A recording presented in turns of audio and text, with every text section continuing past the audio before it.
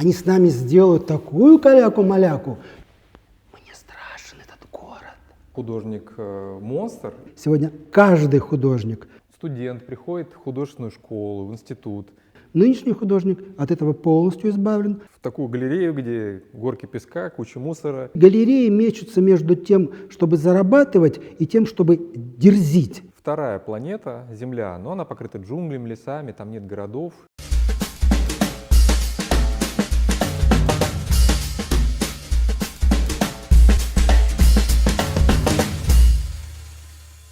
Вильгельм, название нашей первой встречи такое. Художник — это жертва или монстр? Скажи, кто в среднем хуже по человеческим качествам, художники или писатели? Пожалуй, художник превзойдет писателя по той простой причине, что писателю мешают слова. Художник свободен. Не случайно живопись ушла в сторону жеста. Жест приманил художника с тем, чтобы он раскрыл свою дерзость в еще большей степени. Поэтому художник. То есть ты хочешь сказать, что писателю слова помогают оставаться более человечным, более понятным? И в этой степени, и в той, что слова слишком обременены повседневностью. Мы вынуждены пользоваться словами и тем самым затираем их значение. Тогда как в живописи мы абсолютно свободны в импровизациях. Что ты скажешь о композиторах? Мне кажется, что они тоже более человечны, чем художники. И мне кажется, что это связано с тем, что композиторы, они более образованы. Они вынуждены опираться на математику, на какие-то конкретные знания, на нотную грамотность. Тогда как художник — это такой вечный двоечник. За что мы его любим? С композиторами все проще. Мы понимаем, что музыка чрезвычайна. Если вы мечтаете жить в бездне, если вы мечтаете и обожаете соединить свою жизнь с метафизикой, музыка идет вам навстречу, потому что это искусство чрезвычайной заманчивости в этом отношении. То есть классика разворачивает перед нами звуковое блаженство. Вот почему рокеры пытались хулиганить, они пытались сопротивляться классической драматургии. Но тем не менее, как бы они ни делали это, они вынуждены были прибегать к вспомогательным каким-то средствам, как то различные практики психоделические. И мы понимаем, что эти хулиганы поставлены в условия скорее физической явленности, когда на сцене разбиваются гитары, барабаны врываются в какое-то сверхмощное, колоссальное сотрясение. И вот здесь можно сказать, что музыка являет себя в том виде, когда мы слишком понимаем, что с ней происходит. Мы любим рок, но рок — это скорее для возраста начинающих бунтарей. Мы остаемся в своем мироощущении и мировоззрении скорее классическими. Но музыку, надо подчеркнуть, мы, конечно же, боимся. Это тот вид искусства, который нам в полной мере не подвластен, он слишком связан с мистическим. А ты бы хотел жить в мире, в котором все люди художники? О, этот мир ужасен, и как раз он нам явлен. Мы сегодня все художники. Нам предоставили колоссальные возможности. И кто же их предоставил? Научно-техническая революция. Она одарила нас гаджетами, но до этого момента художники сами попятились немножечко назад и сказали: да ладно, мы не будем настаивать на том, что мы какие-то исключительные фигуры, что нам дано нечто большее, что мы носители некоторых тайн, убираем все это, повседневность возводим в степени наивысшей, и в этой повседневности мы раскрываемся в своей колоссальной значимости, каждый из нас. Поэтому сегодня говорить о том, есть художники и нет художников, не приходится, поскольку мы все до единого, нас 8 миллиардов, мы все художники. Что бы мы ни сделали, все это жесты художников. Я, конечно, с этим не очень согласен и готов был бы с собой поспорить, но с действительностью, с фактом того, что мы оказались в этом мире, спорить очень трудно. То есть все стали художниками, а чем тогда художник Вильгельм Шенрок отличается от художника с гаджетом на улице? Он колоссально отличается. Уже хотя бы потому, что, во-первых, он этим гаджетом пользуется весьма условно и ограниченное время. Ну, это факт весьма незначительный. И вся его творческая работа направлена на то, чтобы оказаться в пространстве этого художественного лабиринта там, где народу как можно меньше скапливается по той или иной причине. Потому что есть мейнстрим, есть потоки, есть час пик и так далее. Мы все любим общаться. Гаджет, собственно, и настроен на то, чтобы мы были вблизи друг друга, чтобы мы были в досягаемости, вот в любое время и на любом расстоянии друг от друга. Мы сближены, мы уплотнены в некую вот массу. Не хочется говорить в биомассу, но тем не менее в массу. Вильгельм Шенрок работает в другом состоянии, в другом поиске того, чтобы найти собственное, личное, вот то самое классическое измерение поиска, когда искусство было весьма индивидуализировано. А художники умеют дружить с художниками? Ну, вопрос о таких художниках, которые думают о какой-то известности, о чем-то. То есть не мешает ли вот это желание признания дружбе? Само слово «дружба» находится под чрезвычайным подозрением, так же, как и слово «любовь». Мы, безусловно, всегда в ссылке к тому, чтобы дружить, чтобы любить, чтобы понимать друг друга. И, казалось бы, искусство направлено на то, чтобы расширять эти возможности, чтобы не было узконаправленных границ, разделяющих нас, и без того разделенных телами. И тем не менее, мы оказываемся в ситуации, когда одному человеку понимать другого человека все более сложно. Не случайно в современном мире очень много направлено на то, чтобы осознать, что есть человек, что есть его сознание, где оно находится, как с ним работать, как его постигать.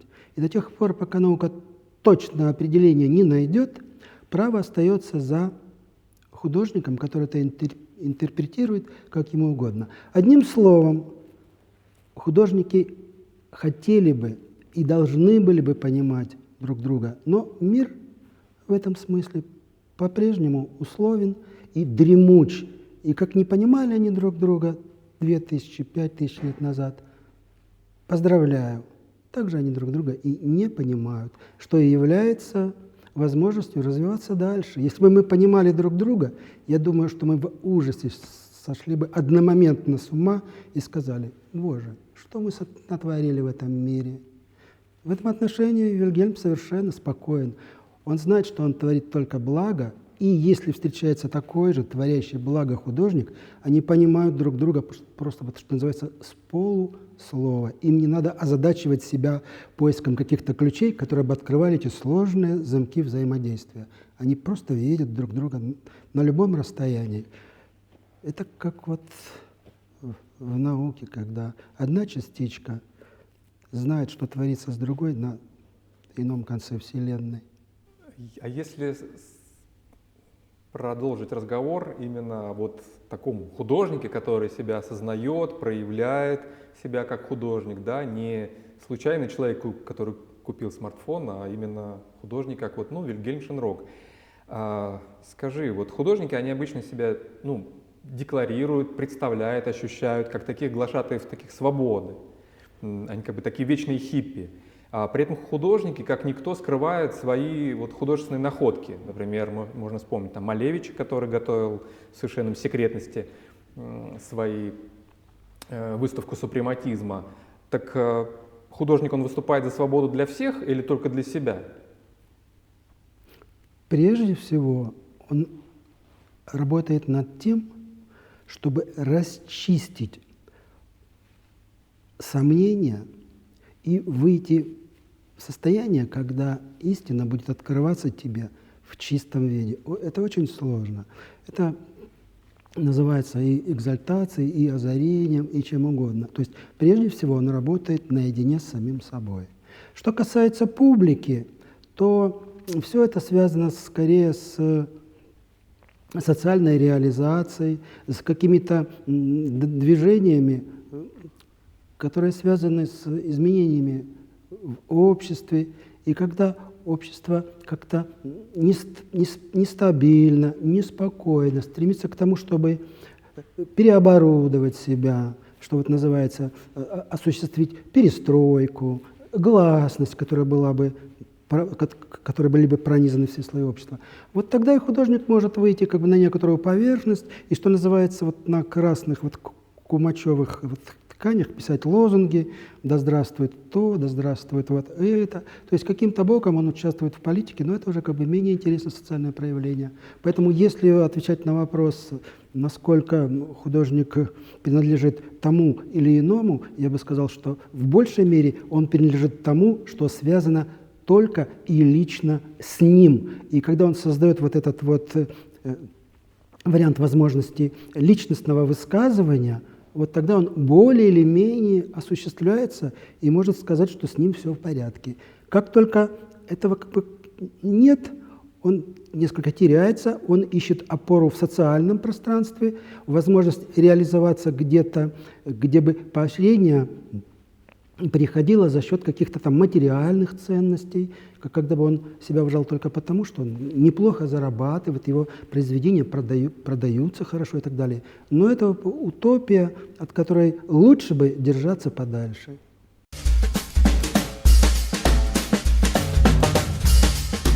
Вот ты сказал о лозунгах, да, имея в виду, ну, такую советскую действительность, при которой художник, ну, обязан был служить как бы власти, если он хотел как-то в ней как бы осуществиться.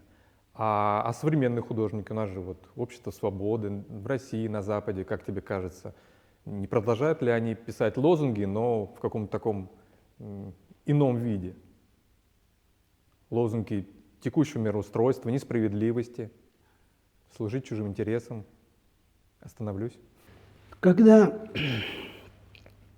скажем так, переустраивался, ну, вот, предположим, Рим, и возводились великие здания и великие соборы, то были и великие правители, они же в какой-то мере и достаточно интересные, импозантные бандиты, владеющие миром, и заказчики. И вот для того, чтобы выстроить эти здания, требовались первоклассные архитекторы, первоклассные художники и так далее. Не буду многословным.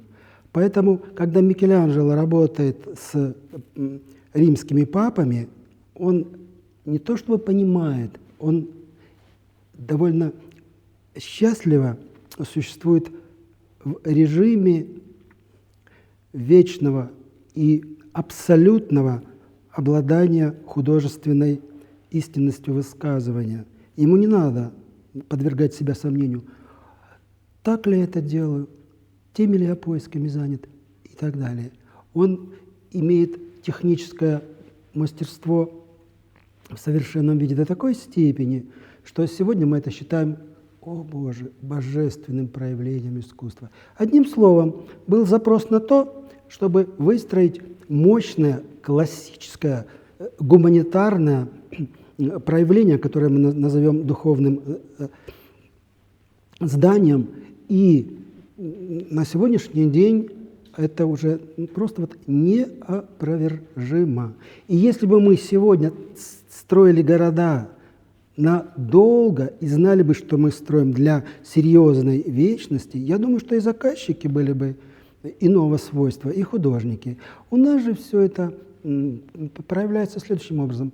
Есть один, предположим, аукционный дом Кристи, есть другой аукционный дом Сотбис, и они вроде бы спорят там друг с другом и как-то вот играют ценами, но это уже совершенно иное состояние и самопознание и самовозбуждение художника. То есть путь художника совершенно изменился. И в этом смысле можно сказать, что он, слава Богу, оставлен самому себе и больше не работает на то, чтобы великие идеи осуществлялись в материальном, устойчивом, прекрасном мире с целью быть долгосрочными. Города строили навечно, фрески создавали навечно, скульптуры также были отмечены тем, что они будут служить нам вечным измерением прекрасного. Нынешний художник от этого полностью избавлен, он предоставлен самому себе. Критика ушла, история искусств также находится весьма в драматическом состоянии поиска, чем ей заниматься. И галереи мечутся между тем, чтобы зарабатывать, и тем, чтобы дерзить.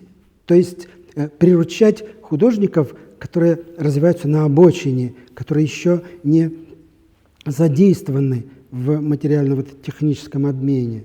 Так что я бы сказал, что все эта картинка очень и очень такая на сегодняшний день пока что неприглядная, и мы все скорее находимся в поиске. Вот почему сегодня каждый художник, только потому, что, быть может, из этого великого множества естественным путем появятся вот те самые гении, и мы опять будем смотреть на них, как на создателей невероятного, как на небожителей, к которым искусство приходит сверху. И здесь мы только смотрим в каком-то недоумении и блаженстве, что, Господи, опять вернулась красота и прелесть того, что на некоторое время было нами утрачено, потому что мы слишком плотно и слишком энергично топали по земле и размножались для того, чтобы эти вот гаджеты, которых очень много, находили нас в любой точке вот этого довольно унылого и скучноватого пространства, где искусство опустилось совсем на землю. Не случайно некоторые галереи заполнены какими-то горками песка, кучами кирпичей, прочим хламом мусора. Скажи, вот ты в такую галерею, где горки песка, куча мусора, принес, тем не менее, картину, вернее, у тебя ее попросили, несколько картин, у тебя их купили, может быть, какие-то номерные копии приобрели. Вот что ты испытываешь как художник при этом? Удовлетворяет ли вот факт продажи и факт вот этой финансовой признательности какую-то часть в тебе, кроме материальной?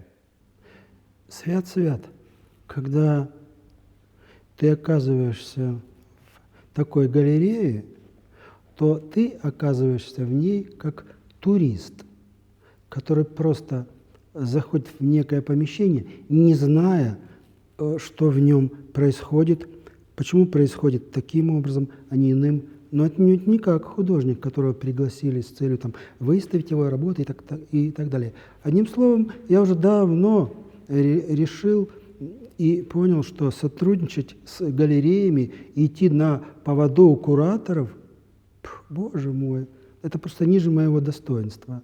И я пока что от этого уберегаю себя с огромным удовольствием, потому что свобода личного поиска мне много дороже. И тем более, что я не встречал кураторов, я не встречал галерейщиков, с которыми можно было бы поговорить хотя бы на уровне элементарной, черт побери, грамотности. И только мечта о том, чтобы продать, мечта о том, чтобы пробиться, мечта о том, чтобы осуществиться в людской массе, чем заняты вот эти галереи, и только в какой-то мере поисками настоящих художников как-то это вообще не наблюдается в современной жизни. И слава Богу, что это так. Естественно, берет начало в свои руки. Это как если бы вот наши города, несмотря на то, что мы интенсивно развиваемся и закатываем все в асфальт, тем не менее, как будто бы прорастают лесами и так далее. Маленькое-маленькое отклонение в сторону. Когда, скажем, Пикассо работает на потребу своего зла, ненависти и разрушения к любви, к женщине и так далее, и стилизует все это в кошмарных видениях. С другой стороны, какой-то наивный и странный таможенник Руссо создает свои джунгли со зверями, растениями экзотическими. И вот эти две полярности, с одной стороны, давайте скажем так, какие-то кубистические работы, там, Бог знает, какие экспрессивные, а с другой стороны, вот эти вот наивные, они, собственно, вот, как словно задают импульс тому, какое из этих направлений ты выбираешь. Я бы сказал, что вот сторона мистического, сторона темного, сторона неподвластного, когда это не связано с социальными подвижками, вот она лучше, потому что любой город, давайте возьмем, Дубай, допустим, который был просто вот создан в пустыне. Буквально вот взяли лист бумаги огромный, или пусть будет холст, растянули его в пустыне и на нем начертали города и выстроили вот эти все небоскребы. Я знаете, что скажу? Мне страшен этот город. Мне страшно это какое-то эксклюзивное безумие технологически архитектурного восторга. Мне гораздо дороже и ближе Индия, которая находится в своем каком-то непосредственном пребывании естественного в этом мире. И ее великая культура прошлого связана с нынешним ростом естественного гораздо приятнее, чем страшные миражи Дубая или какого-то другого города, который развивается согласно инвестициям, которые выливают со стороны корпораций и производств, можно сказать, что сомнительного свойства. Но я позволю себе так сказать, сомнительного свойства. Ну, раз ты заговорил про возникновение новых городов, я спрошу про возникновение новых художников. Как я это представляю, и, наверное, представляет большинство из наших зрителей. Студент приходит в художественную школу, в институт, с ним все вежливы, учителя учат держать кисточку, рисовать там объемы, тени. Его заманивают в мир такой приятный, тихий, уютный, где можно спокойно работать и проявлять себя. А в какой же момент из этих людей вырастают те, кто выставляют заспиртованных акул в аквариуме или делают черепа из бриллиантов? Ой, этот вопрос, проще простого.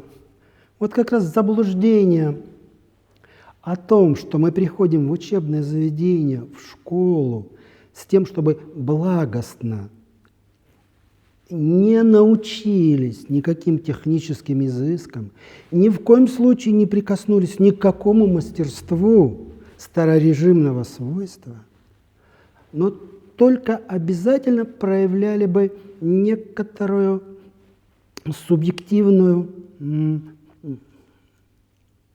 непредсказуемую рефлексию.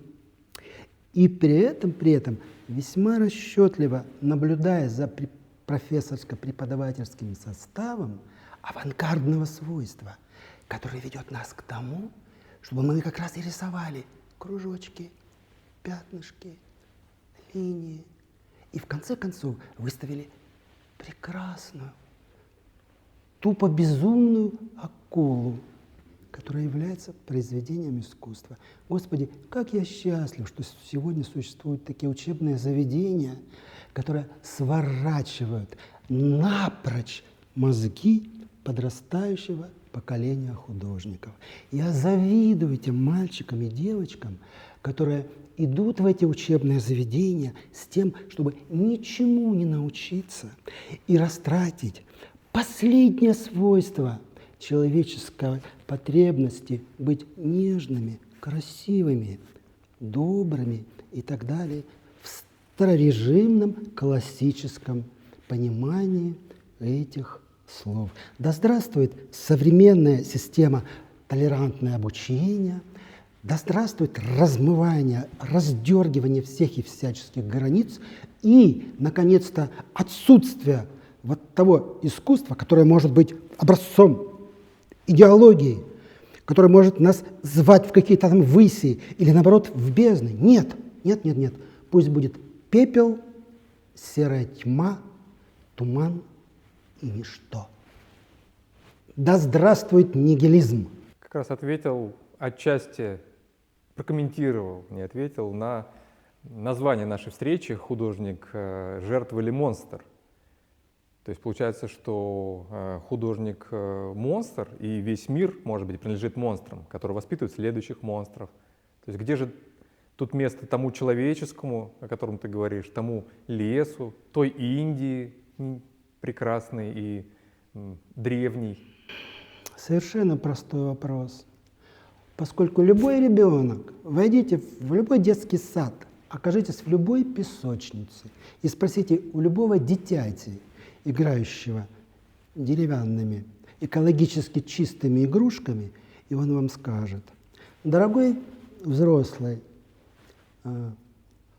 родитель мужского, или как-то я путаюсь, ну ладно, это не важно, чтобы не отклоняться. Итак, дорогие взрослые, мы живем в чудовищно кошмарном мире, который вообще не про то, чтобы в нем жить добротно, спокойно, наслаждаясь облаками, пением птиц, ростом трав, быть в гармонии с тем, что нам предлагает Вселенная и прекрасная планета Земля.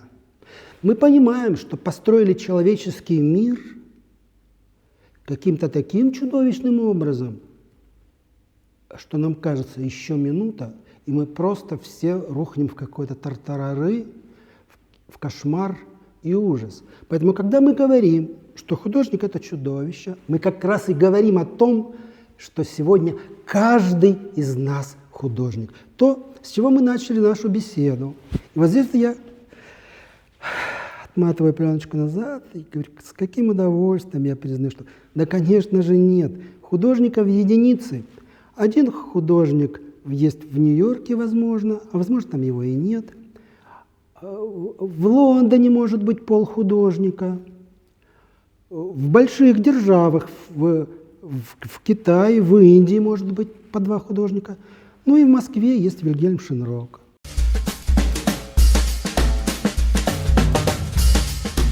Еще немножко возвращаясь назад к вопросу ты сказал о ребенке, да, которого отучают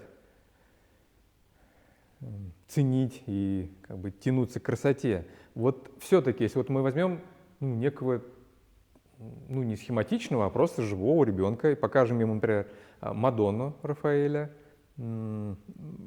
женский портрет Пикассо и вот ксеноморфа Гигера, да, чужого.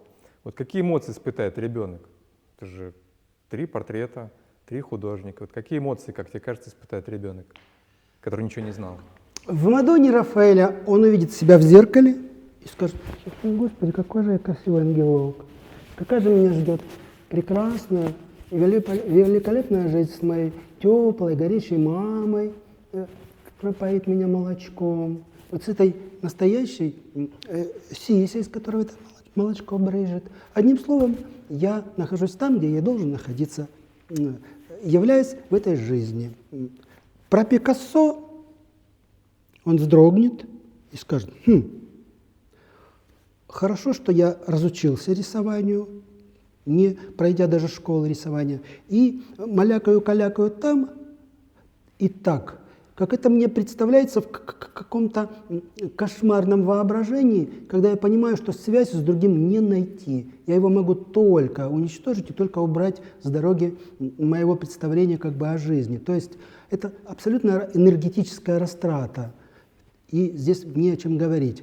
А Гигер, ой, да это прекрасный дядечка. Кстати, в Японии есть ресторанчики, где оформлены его скульптурами. Это, конечно, для кино большая находка. И вот этот вот образный мир, который он создан, он как раз говорит о том, что наши чудовища могут быть не только зарыты глубоко в нашем подсознании и в наших снах, когда мы не пробуждаемся, но и в нашей яве.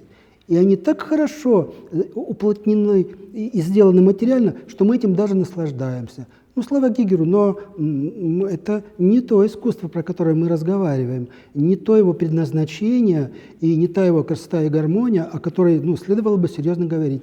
Да, как некий дизайн, как некое оформление наших кошмаров, это ради Бога, пожалуйста.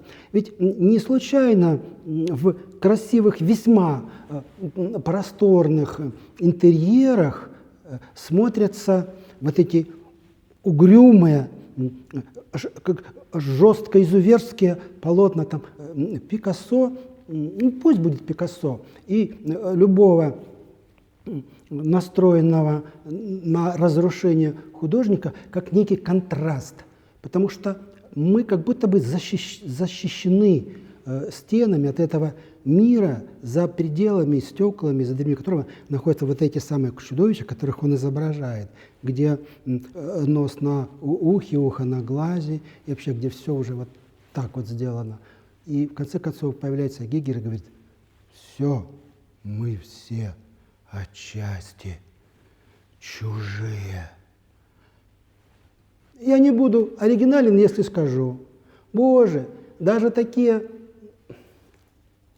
британские ученые, честь и хвала им, как Стивен Хокинг, простите, да, говорил о том, что не дай Бог нам встретиться с пришельцами, не дай Бог, они с нами сделают такую каляку-маляку, что лучше вообще забыть про эту встречу, и не надо нам ни в коем случае это. Так вот, это как раз говорит о нашей вот глубинной нравственности и морали, поскольку мы знаем, ищем и находим отклики только в чудовищах каждого из нас, нам кажется, что и величайшие умы, способные покорить Вселенную, также направлены на то, чтобы добыть наш уголь, выкачать нашу нефть и, конечно, питаться нашей кровью и все уничтожить, стереть с лица этой поганой земли, которая является только сырьевой базой. Да здравствует материя, да здравствует эксплуатация, да здравствует технореволюция всего мультикосмического пространства. Ничего светлого в ней быть не может. Конец. Художники ничего не смогли сделать. Ни поэты, ни композиторы, ни философы.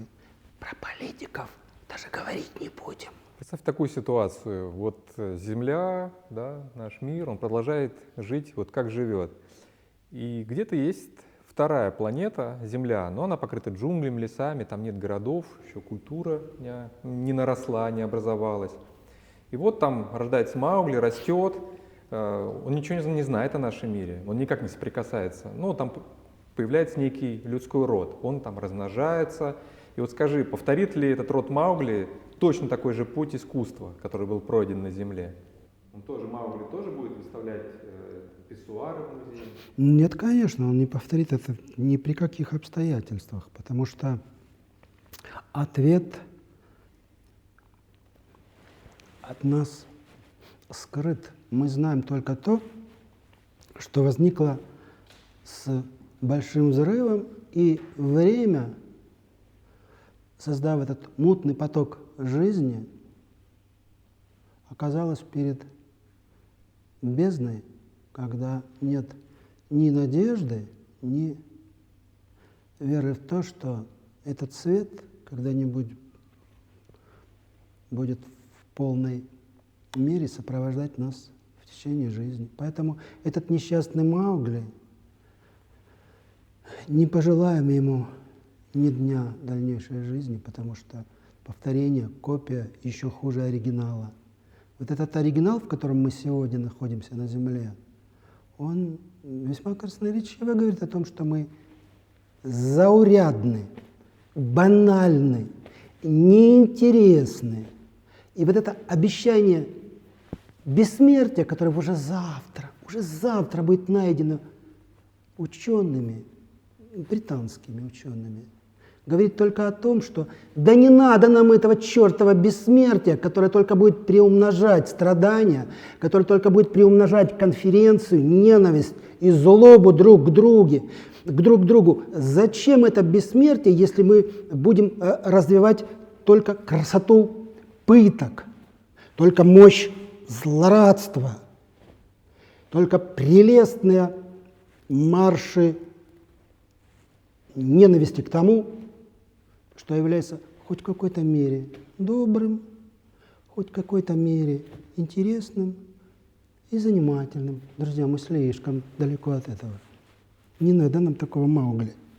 Продолжая этот вопрос и, наверное, подводя итог сегодняшнему нашему первому выпуску диалогов с Вильгельмом Шенроком, такой вопрос. Скажи, вот ты поймал золотую рыбку, она исполнила 2 твоих желания, и осталось последнее желание. Что бы ты выбрал из 2 вариантов? Прижизненную славу или бесславное бессмертие? Прижизненная слава. Ха-ха-ха. Бесславное